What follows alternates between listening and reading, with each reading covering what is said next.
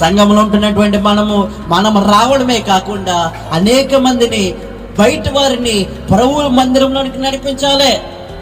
నువ్వేదేదో చేయని అవసరం లేదు. యేసుక్రీస్తున్నటువంటి రక్షణ సువార్తను ప్రకటించాలి. ఒకటే, ప్రభు నీ కొరకు ప్రాణం పెట్టాడు. ప్రభు దగ్గరికి వస్తే మీ స్థితిగతులు మార్చబడతాయి. ప్రభు మిమ్మల్ని ఆశీర్వదిస్తాడు. ప్రభువు పక్షపాతం లేని దేవుడని 4 మాటలు చెప్పండి. ఒకసారి మందిరానికి రండి అని చెప్పండి. ఎవరినైనా కానీ నువ్వు మందిరానికి తీసుకురావడం వరకు నీ బాధ్యత.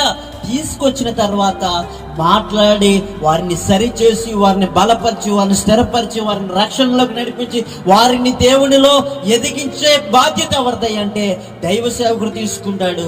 దైవ సేవకుని తర్వాత దేవాతి దేవుడు కార్యం చేస్తాడు. హల్లెలూయా, హల్లెలూయా.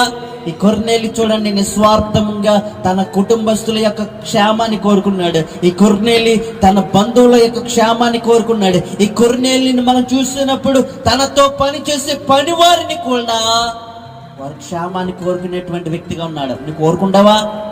కుటుంబంలోనే కలహాలు, కుటుంబంలోనే కొడువులు, కుటుంబంలోనే ఒకరంటే ఒకరు పడదు. అలా ఉంటే కనుక నువ్వెప్పటికీ క్షేమాన్ని చూడలేవు.